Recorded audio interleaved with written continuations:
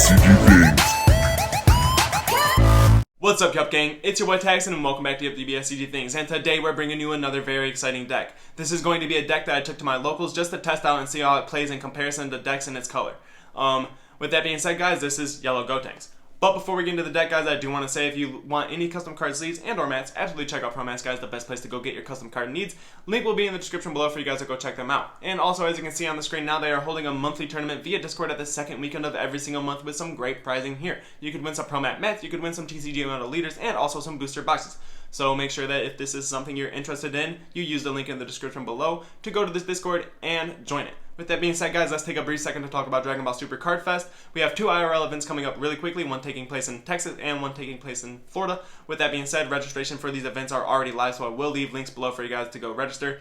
Texas is taking place March 19th through the 20th, and Florida taking place exactly a week after on the 26th through the 27th.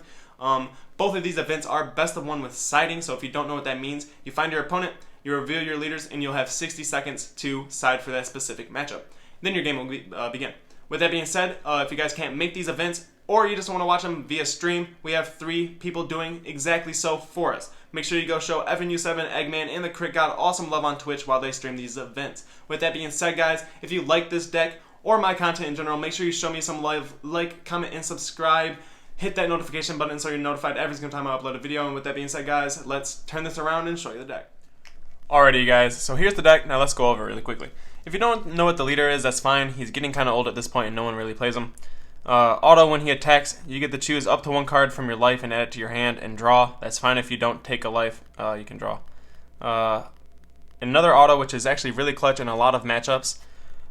When your opponent has 1 or more energy, if they activate an extra card, you draw a card. So that comes into play against a lot of decks that end up having fields. Like if you verse King Cold per se, you're going to end up drawing off this effect every single turn. If you verse a deck like Flip Gohan, you'll end up drawing a card from this every single turn. You verse things like Blue, and you'll end up drawing off their Sensu Beans and their Dimension Magics. And also when you're mirror matching against Yellow heavily, you're going to end up drawing off of their plays of extra cards, because right now extra cards are very important in Yellow in order to activate some other cards. On the back side, he is almost essentially the same. When he attacks, he draws. He has that same effect that when you use an extra card, you get the draw. And then also additionally in that effect, you get to choose one of your opponent's battle cards and switch it to rest mode, which is very strong. And then also once per turn, when you use a Union Fusion, he gets plus 5k in critical. That hardly comes up, but because I do run some of the fusion package, it can come up. So really quickly, this is just here because this is what I use as my token for these negates. Go ahead and hit that QR code, guys. Go show the Hermit Style Discord some love. Absolutely love that place. Great place to go get a lot of information and also, you know, just get deck building ideas and things like that. With that being said, guys, let's go ahead and start into the deck with our extra cards. We have 3 Frieza's Army Reinforcements. Kind of just blatantly staple at this point for Yellow just because it enables a lot of the other cards for the deck. If you guys don't know, I'll tell you what he does. It's a negate for 2 that spawns a token, but it also has a permanent that if you're at 5 or less life, you can play this card, or activate this card, I should say, by ripping 1 of your life instead. So, there's that guy. Next up, we run 3 Vegeta Final Flash. Not too much to say about this card, guys. What he does is he's a 1 energy plus 15k to a leader or battle card for you. And then additionally, if all your energy is mono yellow, or not mono yellow, just if all your energy is yellow, you get to choose one of your opponent's battle cards, ignoring barrier, and negate its skills for the turn. So it's a great way to make your card skillless, and it's also a great way to take 1 damage when your opponent decides to shotgun on a big attack. Next up, and kind of a techie choice for myself, is 2 Tyrannical Blows. Basically, the card reads, if your leader card is yellow, if the battle card being played has an energy cost of 3 or less, it's played with its skills negated, and then you get to choose one of your opponent's battle cards or unison cards and have its skills negated for the turn. This card comes in clutch a lot when it comes to stopping flood negates without using your cooler counter. And it does a lot of work. Per se, let me talk about my match against Soul Striker today. I was just swinging just to swing. He counter countered attacked me with the Trunks Prospect negate. So I used this for 1 energy. The Trunks came in skill negated, and then I was allowed to target his Unison and make it so that he couldn't use the Boo -1 for my entire offensive play. So it's cool in senses of like that, but most of the time I just use it to flood negate something, or just put use it early to stop like a searcher or something and put an extra card in the drop area. Another card that I've been testing just because Power of the Super Saiyan got hit. Crusher Ball. Really good counterplay, honestly. It's basically the Goku that came out this recent set, but it doesn't play a blocker. 1 energy, extra card, counterplay. When the battle card is played, you may choose it and switch it to rest mode and then draw a card. Reason I like this in this deck is because it's a yellow extra card number 1. So it turns on Mecha Frieza and Goku. And also this triggers Poutine. So let's say turn 1, you charge an extra card. They go to, on their turn 1, they decide to play like a 1-drop searcher or something that goes searching in their deck for a Unison or something, who knows. You can use this and switch it to rest mode and turn 1, put your Poutine into play, and turn on your Mecha Friezas and Gokus. So honestly, it's a very strong card, and I think it's a little slept on for what it is. With that and it also draws a card, which is huge because it just replaces itself. With that being said, next up we have our 1-of Power of the Super Saiyan. Shout out to the ban list for making this a 1-of. It's like negate the attack, and then if you don't want to use the negate, it's for free. If you have 1 energy up, you can rest a Unison or a battle card and draw a card. So very strong. Next up, because we run this extra card package, obviously we're going to run Mecha Frieza. Mecha Frieza, very, very strong card. Negate the attack and you play this card. If it hits play, guys, your opponent can't attack with any non-Unison cards for the turn unless they switch one of their cards in active mode to rest mode. So very strong. Next up, we have 4 of the counterplay Gokus. He's a blocker. He's reduced the same way this is. If you have extra cards in your drop area or energy, it's reduced by 1 per extra card in those areas. So he becomes a 1-drop basically on your turn 2. Counterplay, when this card's being when the card being played is played into rest mode, and then you play this card and draw a card. Very strong because he's a 5k blocker that rests a card and draw a card. So he's a 1 energy, no card from your hand, play a blocker, stop a card. Very strong. Next up we have 4 Turles. Kind of just staple in yellow at this point.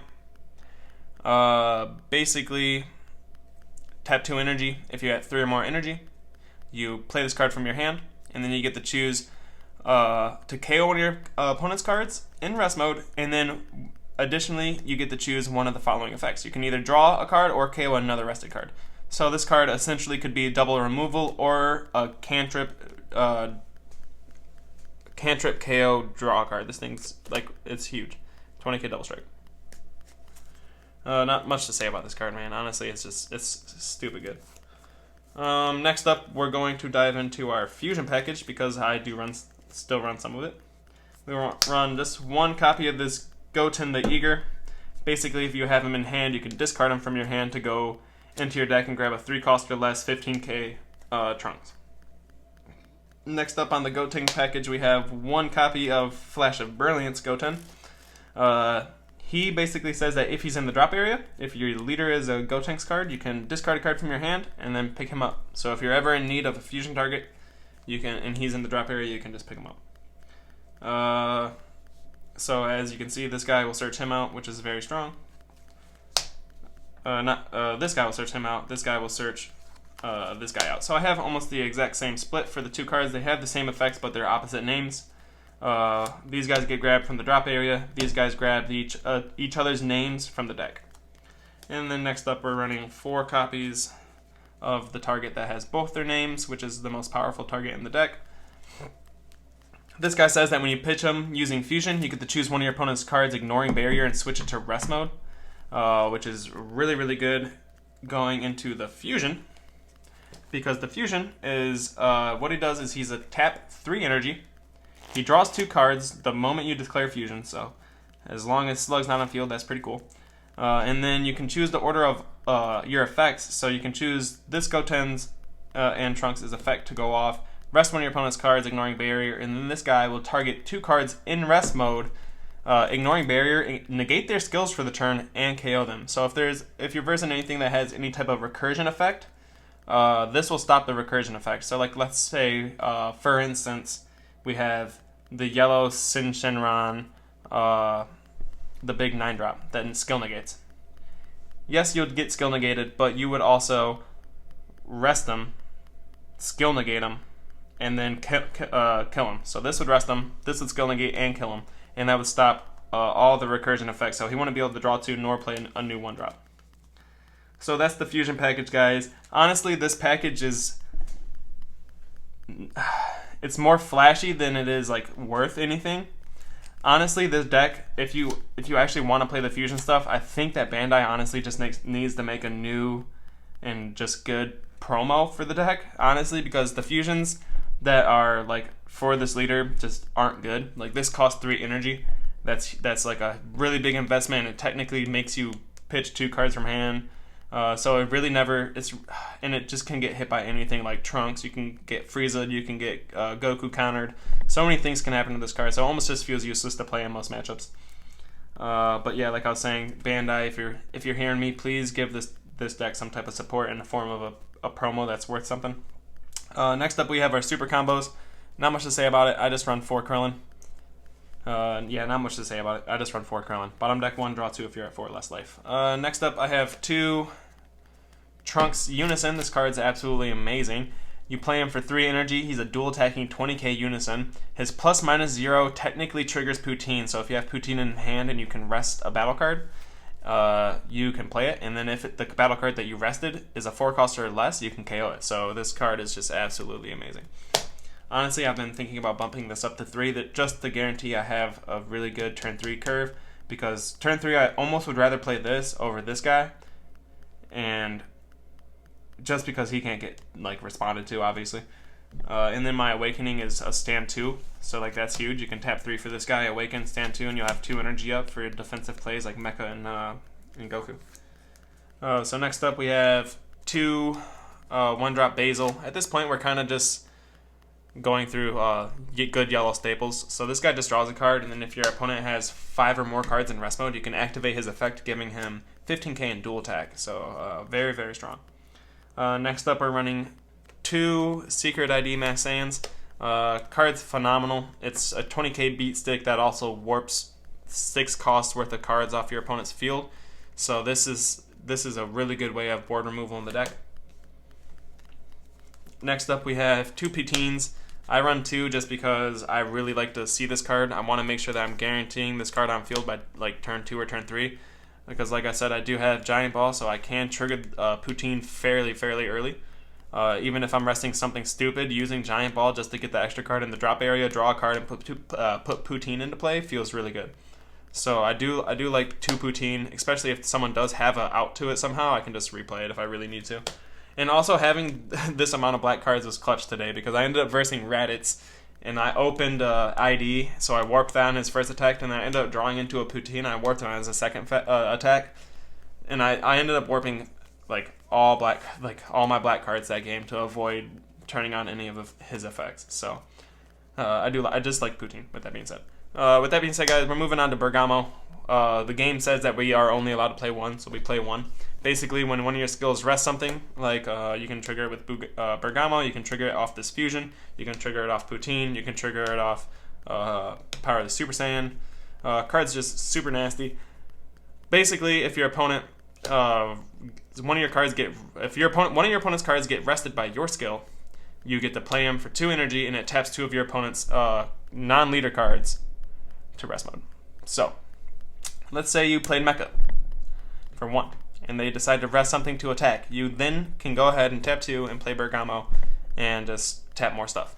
So that's exactly what yellow wants to do. We're just going to be tapping stuff. Next up, as a 1-of, I just play 1 Striving Vegeta just because we play best of 1 at my local, and we haven't introduced the best of 1 with siding to the local yet, so I'm playing just 1 of these just to remove Slug. And it's really good because if Slug gets established turn 2 and then going into my turn 3, I can just slap this down and Awaken, and it just feels really good. Because like the Awaken being a stand 2 in the yellow deck just feels really nice. Next up we have Swift Retaliation Cooler. I run it at a 1. This card would be way better at 2 because then I can counters. it's just really nice, and honestly, it's something that your opponent's constantly fearing, so just having it in the deck is always just good. Next one up, we run 1 Furthering Destruction Champa. Basically the secret rare that every deck runs. It's really good. Give double strike to any card when you combo with it for 1. Next up, Super 17 Sibling Absorb. This is my SCR choice. Honestly, Pan would be way better. Kai would probably be also way better. I choose this play Super 17 right now just because I just wanted to test out how the card worked.